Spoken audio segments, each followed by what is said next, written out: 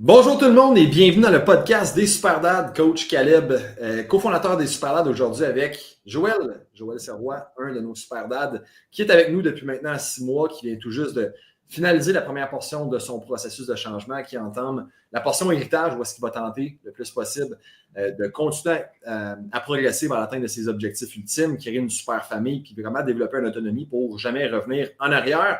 Je vais, dans le fond, apporter Joël pour qu'il puisse vous partager ses trucs, conseils, qu'est-ce qui a fait la grande différence pour lui, mais également un peu son histoire dans le but d'inspirer d'autres personnes, d'autres papas à prendre soin d'eux dans le but d'être capable de mieux prendre soin de leur famille. Donc, Joël, premièrement, merci d'être avec nous autres. Est-ce qu'on peut prendre quelques instants simplement pour t'introduire, nous dire qui tu es, d'où est-ce que tu viens, qu'est-ce que tu fais dans la vie, et ainsi de suite? Dans le fond, salut tout le monde. Moi, c'est Joël Serrois, je viens de Rimouski, dans le bas du fleuve. Dans le fond, moi, je suis un papa de 36 ans, tout récemment, 36 ans. J'ai 2 enfants, une conjointe, un petit garçon de 8 ans, une petite fille de 5 ans. Dans le fond, c'est ça, j'ai rentré avec les Superdads, là, ça fait presque 6 mois. Puis, dans le fond, moi, j'ai une compagnie, là, on adapte des véhicules, des maisons pour les personnes à mobilité réduite.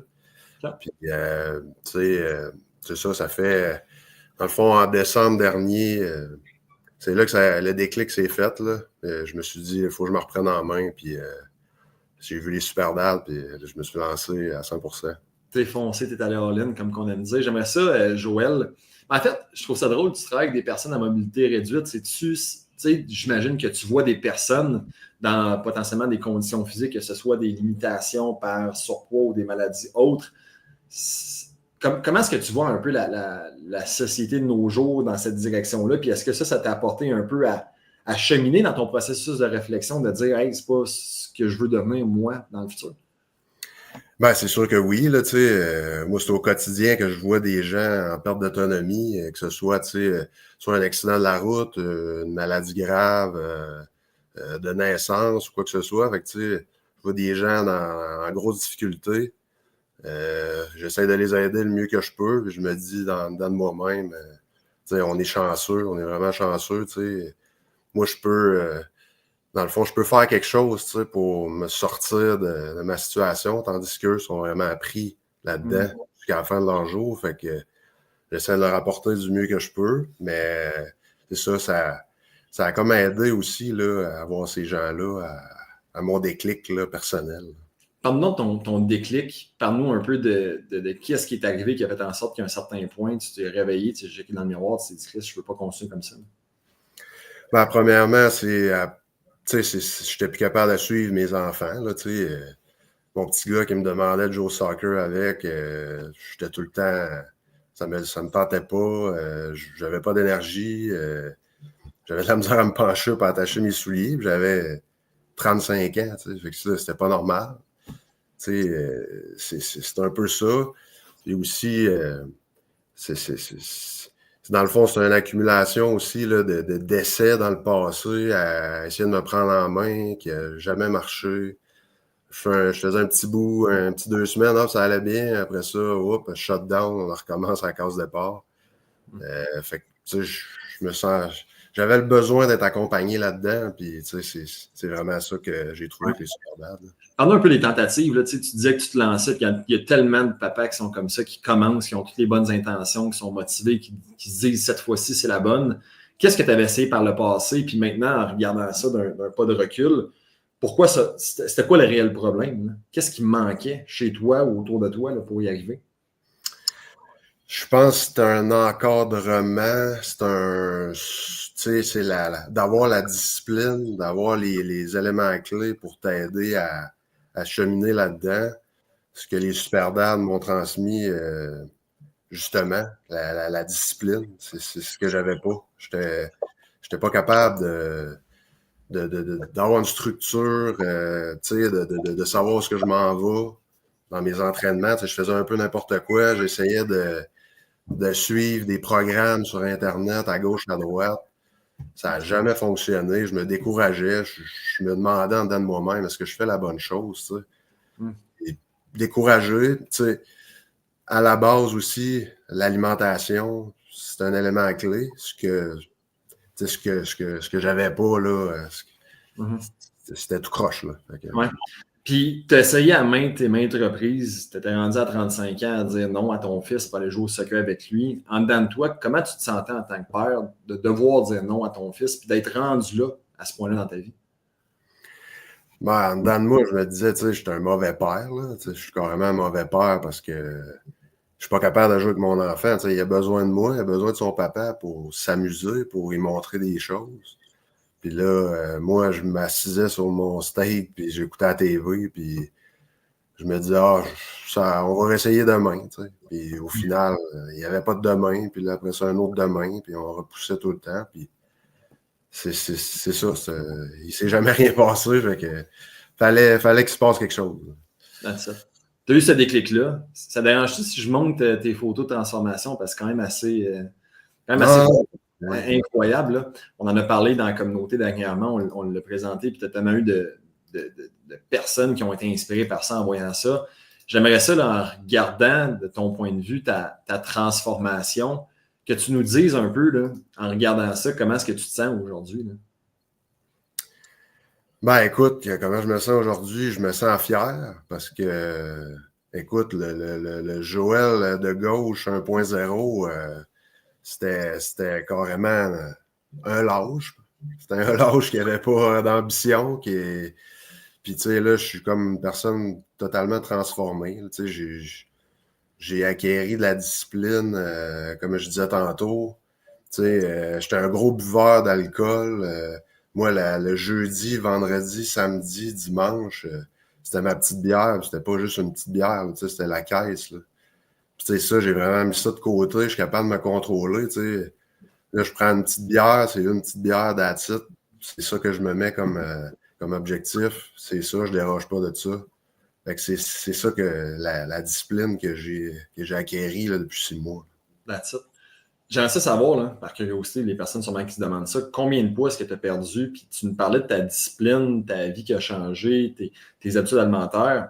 Parle-nous du poids que tu as perdu, puis de l'impact bénéfique que ça a eu, pas juste au niveau physique, mais également au niveau de ton rôle de père, ton rôle de mari, ta job, ainsi de suite. Quels sont les impacts bénéfiques de cette transformation-là? Ben, tu sais, premièrement, en termes de poids, j'ai perdu 40 livres. Tu sais, j'ai passé, c'est ça, j'étais rendu over 250, là, puis là, je suis rendu en bas de 210. Tu sais, c'est ça. Tu sais, maintenant, j'ai full d'énergie. C'est moi qui dis aux enfants, on va toujours au soccer dehors, tu sais, je suis full énergique. Tu sais, le soir, avant ça, j'arrivais à la maison, on mangeait. J'allais dans le divan, puis où je me pluguais, je gamais au PS5. Là, maintenant, je veux faire des activités avec les enfants. Tu sais, la fin de semaine, on va faire du vélo, on va courir. Fait que, tu sais, je suis full plus énergétique. Même ma conjointe, elle me reconnaît plus. Tu sais, c'est vraiment toi, Joël, tu sais, encore. Puis, c'est ça, tu sais, au niveau, au travail aussi, là, avant ça, à 2h, 2-3 heures d'après-midi, je manquais de gaz. Là, je m'en vais chez nous. T'sais, là, j'aurais du gaz pour pas à tous les jours, mais c'est vraiment 70% plus d'énergie là, dans une journée. That's it. J'aimerais ça qu'on rentre un peu, Joël, dans ce qui a fait la différence pour toi chez les Superdads, parce que tu parlais, OK, oui, on a commencé à mettre un peu l'alcool de côté, faire des meilleurs choix, ainsi de suite. Il y a bien des gars, en fait, qui, d'un point de vue externe, voient potentiellement les Superdads, n'importe quel processus de mise en forme, comme quelque chose qui se doit d'être restrictif. On se doit, en fait, d'arrêter de manger des choses qu'on apprécie. On se doit de mettre de côté notre famille pour prendre du temps pour nous. Comment est-ce que toi, tu as vécu ce processus-là? À quoi ressemble ta nouvelle réalité comparée à avant? Puis comment est-ce que ta femme, tes enfants, eux autres s'impliquent dans ton processus qui t'a permis d'atteindre ces objectifs-là? Ben, en fait, tu sais, c'est ça, comme tu dis, le monde pense qu'on doit tout arrêter, c'est des diètes et tout ça, mais c'est pas ça pantoute, là, tu sais, c'est juste de faire des meilleurs choix côté alimentaire, puis tu sais, de contrôler ce qu'on mange. Puis, tu sais, au début, je voyais ça comme une montagne, là, mais tu sais, ça prend 1 à 2 semaines d'adaptation, puis tu sais, ça se fait tout seul. Tu sais, là, le matin, c'est les déjeuners, tu sais, c'est des bons aliments.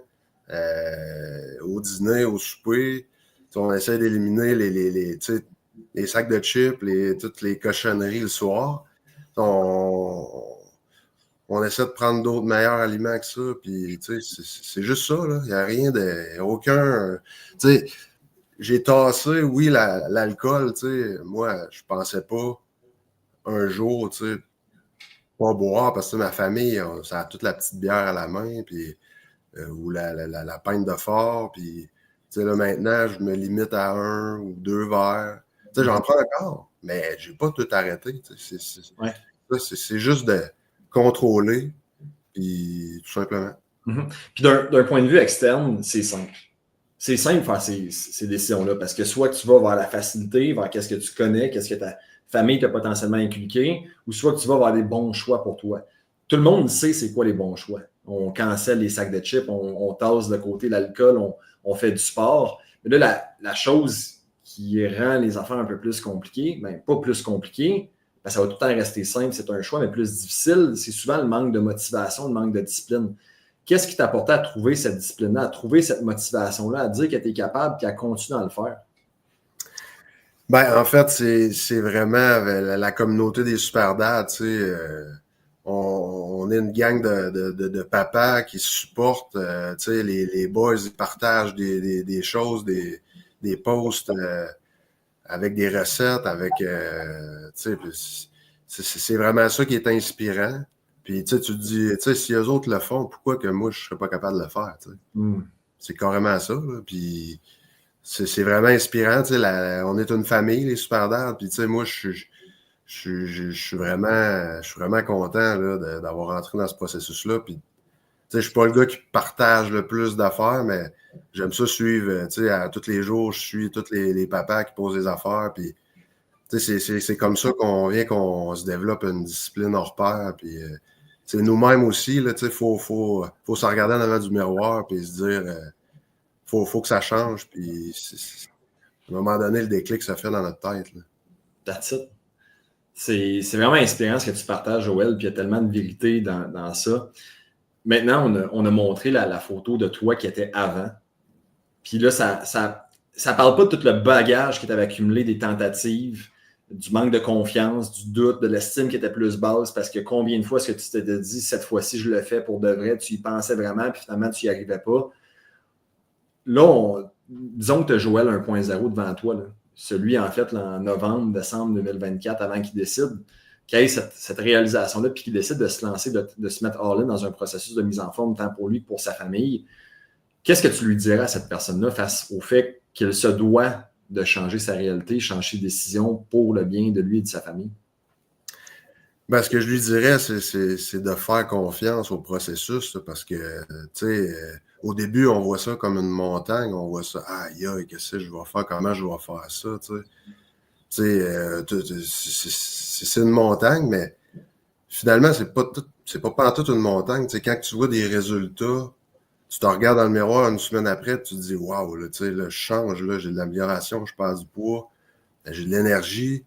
Fait que, tu sais, c'est vraiment de faire confiance au processus que je dirais, puis de se lancer à 100% là-dedans, puis de tenir, de vraiment être discipliné, c'est ça la clé.